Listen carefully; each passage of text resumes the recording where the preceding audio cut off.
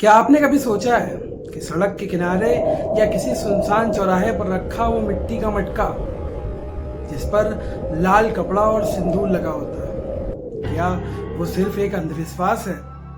अगर हाँ, तो आप अपनी जिंदगी की सबसे बड़ी गलतफहमी में जी रहे हैं, क्योंकि विवेक नाम के 18 साल के लड़के ने भी इसे सिर्फ एक अंधविश्वास ही समझा था।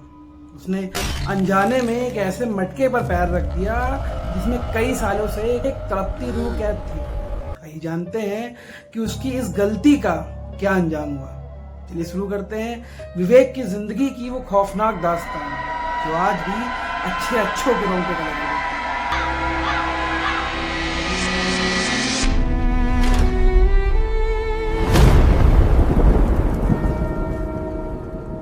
यह कहानी है विवेक की, जिसकी उम्र मात्र 18 साल थी।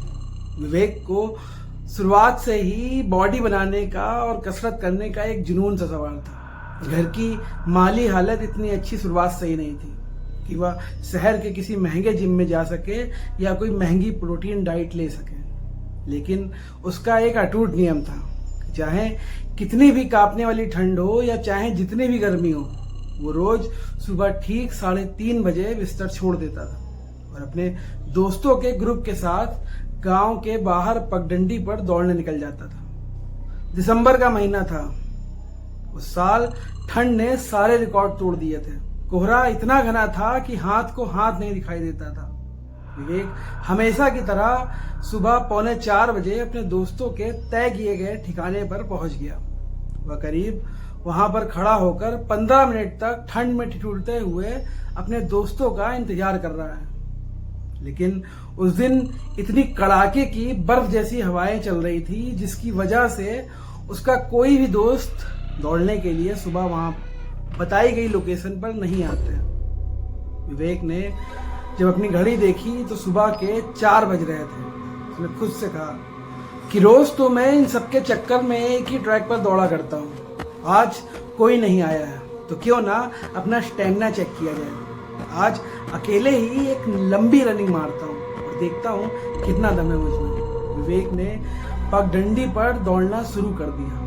सन्नाटा इतना गहरा था कि कोहरे को चीरकर सिर्फ विवेक के जूतों की और उसकी भारी सांसों की आवाजें गूंज रही थी। दौड़ते दौड़ते विवेक कब अपने रोज के रास्ते को छोड़कर गांव के बाहर जाने वाली उस पुरानी सुनसान सड़क पर आ गया, उसे खुद ही अंदाजा नहीं लगा।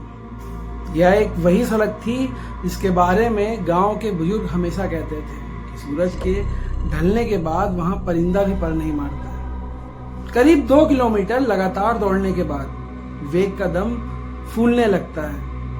वह बुरी तरह हांफते हुए एक जगह रुक गया और वो अपने घुटनों पर हाथ रखकर लंबी लंबी सांसें लेने लगा। ठीक उसी पल उस कड़ाके की ठंड में भी विवेक के माथे पर पसीना आ गया। उसे अचानक महसूस हुआ कि उस घने कोहरे के बीच उसके ठीक पीछे कोई खड़ा है। कोई बहुत ही नजदीक से उसके गले पर अपनी ठंडी बर्फीली सांसें छोड़ रहा है। विवेक के पूरे बदन के रोंगटे खड़े हो जाते हैं। उसने कांपते हाथों से अपनी जेब से मोबाइल निकाला और उसकी फ्लैशलाइट ऑन करी। जैसे ही वो पीछे मुड़ा देखने के लिए, देखते ही उसका खून पूरा जम गया। सड़क के किनारे झाड़ियों के पास जमीन पर 2 मटके रखे हुए थे। उन मटकों के मुंह पर एक गहरा लाल कपड़ा लिपटा हुआ था और मटकों की सतह पर कोयले या काजल से कुछ डरावनी शक्लें बनाई गई थी। उन मटकों के ठीक सामने पान के पत्ते थे जिन पर गाढ़ा सिंदूर लगा हुआ था और उनके ऊपर लौंग, बतासे और कुछ लोहे के सिक्के बिखरे हुए पड़े थे। पास ही में एक सूखी लकड़ी जमीन में गड़ी थी जिस पर लाल कपड़ा किसी झंडे की तरह फहरा रहा था। विवेक का दिमाग पूरा सुन्न पड़ गया था ये सब देखकर। उसने बचपन में ही अपनी दादी से सुन रखा था कि जब किसी इंसान पर कोई बेहद खतरनाक प्रेत या तांत्रिक बाधा होती है तो बड़े तांत्रिक उस बला को मटके में बंद कर ऐसी ही सुनसान सड़कों पर छोड़ दिया करते थे। विवेक डर के मारे उल्टे पैर भागने ही वाला था। तभी अचानक झाड़ियों के पीछे से एक जंगली जानवर बहुत अजीब सी आवाज निकालता हुआ विवेक की तरफ आया। अंधेरे में कोहरे में अचानक हुए इस हमले से विवेक पूरी तरह हड़बड़ा गया था। उसने खुद को बचाने के लिए पीछे की तरफ छलांग लगाई। उसका पैर सीधे उसी मटके पर जा पड़ा। मटका बीच से टूट गया था। खुद को गिरने से बचाने के लिए विवेक ने हाथ मारा तो वो लकड़ी भी उखड़ गई और उसका दूसरा पैर सिंदूर और पान के पत्तों को रौंदता हुआ निकल गया। जब विवेक संभला, उसने नीचे देखा तो पूरा टोटका बिखर चुका था। मटके के अंदर से एक अजीब सी काली राख जैसी बाहर निकली हुई थी। विवेक के दिमाग में दादी की वो बात गूंजने लगी, अगर कोई अनजाने में भी उस मटके को तोड़ दे तो वो प्रेत बाधा उसी वक्त उस इंसान को अपना नया घर और अपना नया शिकार बना लेती है। विवेक वहां से अपने घर की तरफ अंधाधुंध भागा। दौड़ते हुए उसे लगातार ऐसा लग रहा था कि कोई अदृश्य चीज हवा की रफ्तार से उसके ठीक पीछे भाग रही है। अचानक एक तेज बर्फीली हवा का एक झोंका उसके कान के पास से, मानो किसी ने उसके कान में फुसफुसाया हो। डर के मारे विवेक का संतुलन बिगड़ा।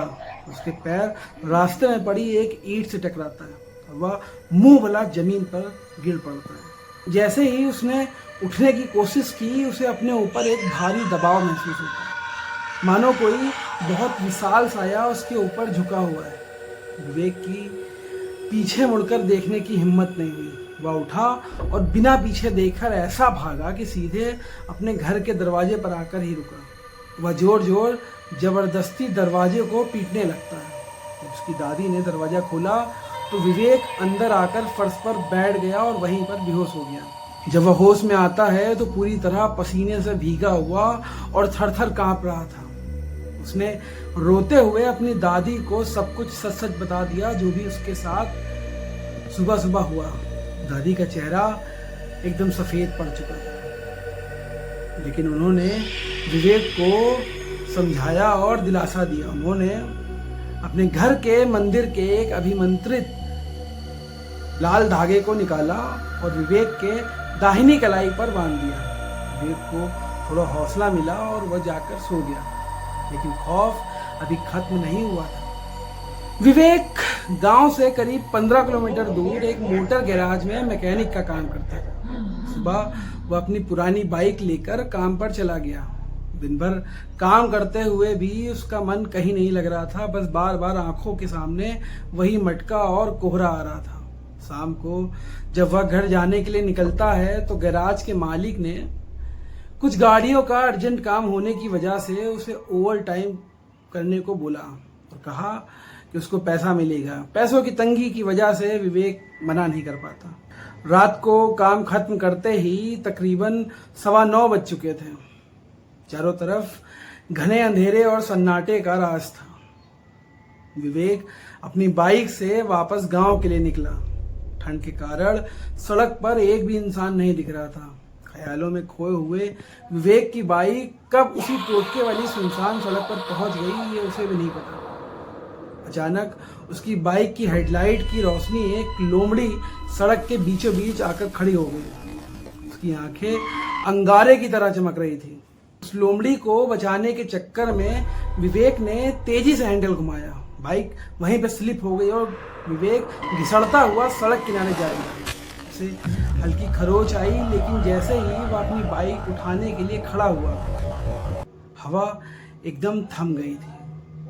तभी सन्नाटे को चीरती हुई एक बेहद धीमी और डरावनी आवाज आई। विवेक ने सोचा कि यह सिर्फ उसका एक वहम है।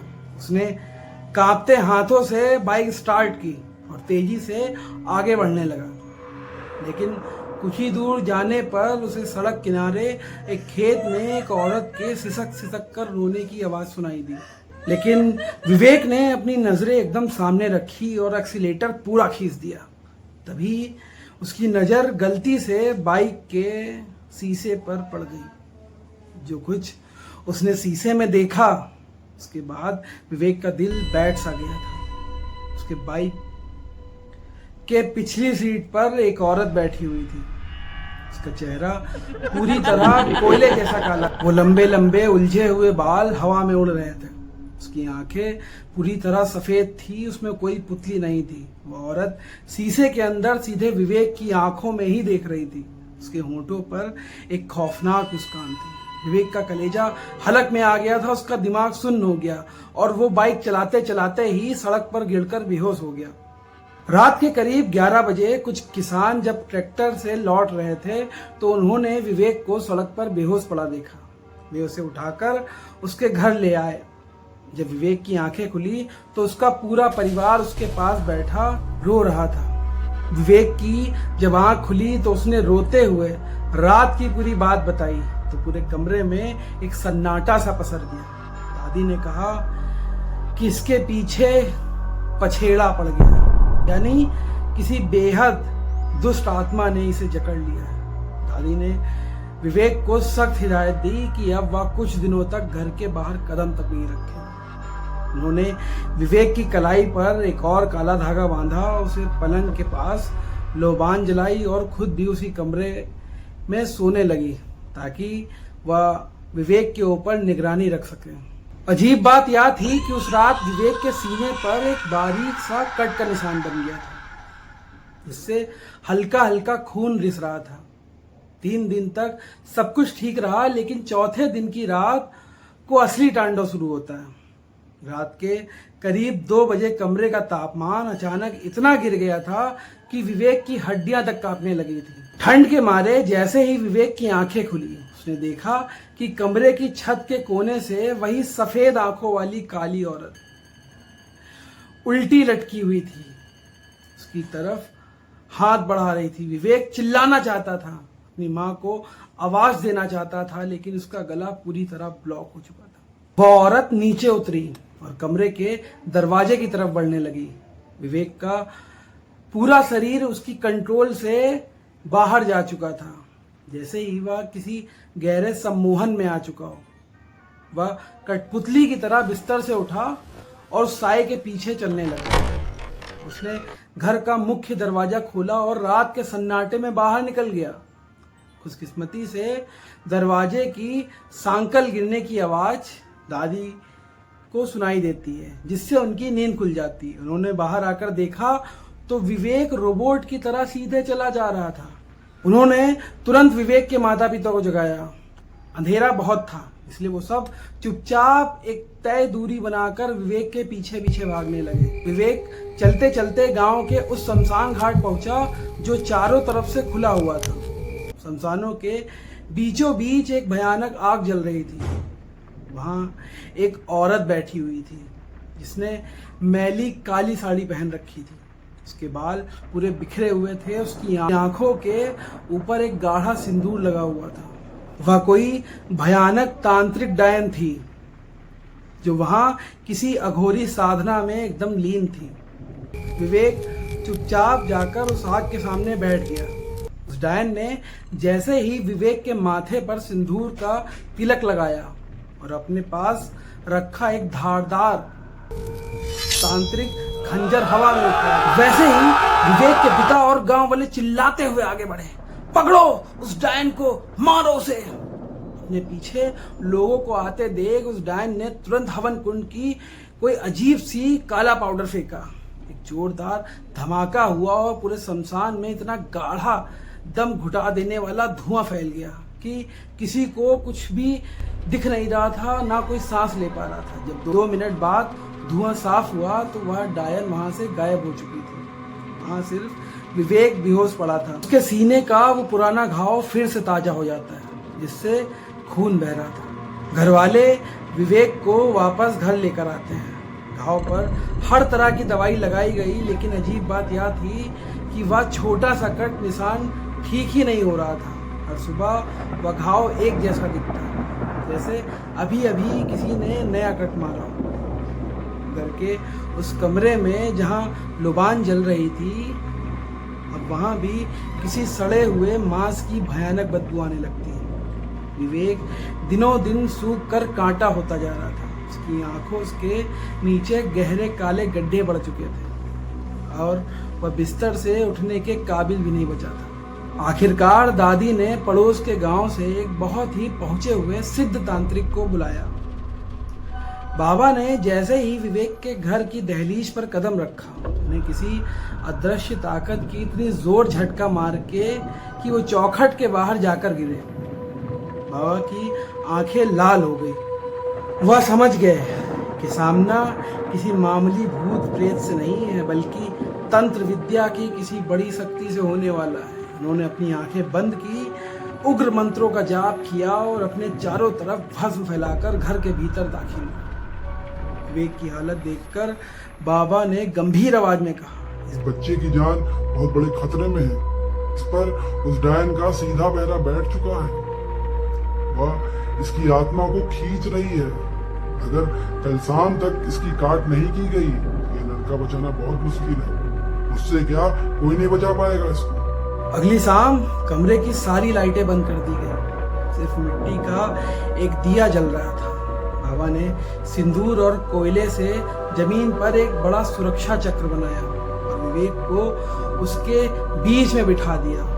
उन्होंने विवेक के घर वालों से कहा, आप एक दूसरे का हाथ कसकर पकड़ लें, चाहे जो हो जाए। इस कमरे में क्या हो रहा है या मत देखना, अपनी आंखें बंद ही रखना। बाबा ने जैसे ही हवन कुंड में आग लगाई और मंत्र पढ़ना शुरू किया, विवेक का शरीर अजीब तरीके से ऐंठने लगा। उसकी हड्डियां चटकने की डरावनी आवाज आने लगी। वह तड़पते हुए उस सिंदूर के घेरे से बाहर निकलने की कोशिश कर रहा था, लेकिन घेरे के पास जाते ही किसी बिजली के झटके जैसा एहसास होता और वापस वहीं जाकर बैठ जाता। बाबा ने अपनी लाठी जमीन पर जोर से पटकी। कौन है तू? इस मासूम के शरीर में क्या कर रही है? सामने आ। अचानक विवेक के मुंह से 16-17 साल की लड़की की पतली और रोती हुई आवाज निकली, मैं रागिनी हूँ। मेरे अपने ही परिवार वालों ने सालों पहले धन के लालच में मेरी हत्या करके मुझे शमशान में गाड़ दिया था। तब से उस डायन ने मेरी आत्मा को मटके में कैद करके रखा। उस दिन इस लड़के के पैर से वो मटका टूट गया था, तो डायन ने मुझे आदेश दिया कि मैं इसकी बलि लेकर उसके पास आऊं। बाबा ने चिल्लाकर पूछा, वो डायन इस लड़के का क्या करेगी? विवेक के शरीर से वह आत्मा पागलों की तरह हंसने लगी। वह इस जवान लड़के की जीवन ऊर्जा को सोखेगी, जिससे वह अपनी ढलती उम्र को रोक सके। इसके बाद इसकी बलि देकर वह अमर हो जाएगी। मैं इसे छोड़ नहीं सकती, या मेरा शिकार है। तभी अचानक विवेक की आंखें पूरी तरह सफेद हो गई, चेहरा काला पड़ने लगा था। उसके मुंह से एक बेहद भारी और गूंजती हुई औरत की आवाज निकली। वह खुद खतरनाक डायन की थी, जो शमशान से ही विवेक के शरीर को कंट्रोल कर रही थी। उस भारी आवाज ने कहा, हट जा तांत्रिक मेरे रास्ते से, वरना इस लड़के के साथ साथ तेरे पूरे खानदान को इसी शमशान में दफन कर दूंगी। बाबा का गुस्सा 7वें आसमान पर पहुंच जाता है। उन्होंने चिल्लाकर कहा, तूने सिर्फ तांत्रिक बाबा की शराफत देखी है, मेरी अघोर शक्ति नहीं। बाबा ने अपनी पोटली से अभिमंत्रित किया हुआ काला नमक, राई और भस्म निकाली। आंखें बंद करके बेहद शक्तिशाली मारण और उच्चारण मंत्रों का पाठ करने लगे। जैसे जैसे बाबा मंत्र पढ़ते हुए नमक विवेक के शरीर पर फेंकते, विवेक के सीने में उस घाव का काला गाढ़ा खून बहने लगता। उसके मुंह से एक ऐसी खौफनाक चीख निकलती जिससे पूरे घर की दीवारें हिलने लगती। आखिर में बाबा ने मुट्ठी भरकर सारा नमक विवेक के चेहरे पर दे मारा। चिल्लाए, स्वाहा। एक आखिरी भयानक और कान फाड़ देने वाली चीख के साथ में विवेक के मुंह से काले रंग का धुआं निकलने लगता है, जो कमरे की खिड़की से बाहर हवा में गायब हो जाता है। विवेक वहीं ढेर होकर बेहोश हो गया। बाबा ने तुरंत एक मिट्टी का मटका लिया और उन्होंने गुथे हुए आटे से एक पुतला बनाया। विवेक के सिर के 3 बाल तोड़े और पुतले पर चिपका दिया। विवेक के सीने से बह रहे खून से उसी पुतले का तिलक किया, उसे मटके के अंदर डाल दिया। साथ में सिंदूर, लौंग और काले तिल डालकर मटके का मुंह लाल कपड़े से बांध दिया। बाबा और विवेक के पिता उसी रात सुनसान सड़क पर गए और उस मटके को वापस उसी जगह पर रख दिया जहां विवेक का पैर पड़ा था। वहां एक नया झंडा गाड़कर बाबा ने मंत्र फूंकते हुए कहा, जब तक कोई दूसरा इंसान आकर इस मटके का कपड़ा नहीं हटाएगा, तब तक तू इसी दायरे में बंधी रहेगी। विवेक के पिता हैरान होकर पूछे, बाबा आपने उसे हमेशा के लिए खत्म क्यों नहीं किया, वापस यहाँ क्यों छोड़ दिया उसे? बाबा ने थके हुए और गंभीर स्वर में कहा, वह डायन कोई मामूली शक्ति नहीं है, वह तंत्र विद्या की चरम पर है। मेरे पास इतनी ऊर्जा है ही नहीं कि मैं उसे पूरी तरह नष्ट कर सकूं। मैं सिर्फ इस लड़के के शरीर से उसे खींचकर वापस उसके दायरे में कैद कर सकता हूं। अब इस लड़के की जान सुरक्षित है। अगली सुबह जब विवेक को होश आया, उसे रात की कोई भी बात याद नहीं थी। उसे सिर्फ इतना याद था कि बाबा ने उसे घेरे में बिठाया था। घर वालों के कहने पर उसे हनुमान जी के मंदिर ले जाया गया, जहां पुजारी ने एक सिद्ध लॉकेट पहनाया और रोज बजरंग बाण पाठ करने को कहा। विवेक को उस भयानक सदमे और कमजोरी से उबरने में करीब 3 महीने का समय लगा। आज भी उस गांव के बाहर की उस पुरानी सड़क पर लोग शाम के बाद जाने से बहुत कतराते हैं। आज भी कई बार सुबह के वक्त वहां नया मटका और लाल झंडा दिखाई देता है। तंत्र मंत्र और ये काली शक्तियां कितनी सच हैं, या तो वही जानता है जिसने इसे झेला हो। इसलिए अगली बार जब आप किसी सुनसान सड़क या चौराहे से गुजरें, वहां कोई ऐसा मटका देखें तो कौतूहल में भी उसके पास मत जाना, क्योंकि कोई नहीं जानता किस मटके में कौन सी बला आपका इंतजार कर रही है। दोस्तों, आज के लिए बस इतना ही। अगर आपके पास भी ऐसी कोई डरावनी, हॉन्टेड या रियल इंसिडेंट हुआ है, अगर आप मुझे शेयर करना चाहते हैं तो मुझे नीचे दिए गए डिस्क्रिप्शन में मेरी ईमेल आईडी है। ईमेल आईडी में जाइए, अपनी स्टोरी लिखिए और मुझे मेल करिए। रिकॉर्ड करके भेज सकते हैं। मैं आपकी स्टोरी को पढ़ूंगा, अपने शो पर जरूर नरेट करूंगा। जल्दी ही मिलते हैं अगली वीडियो के साथ में। तब तक के लिए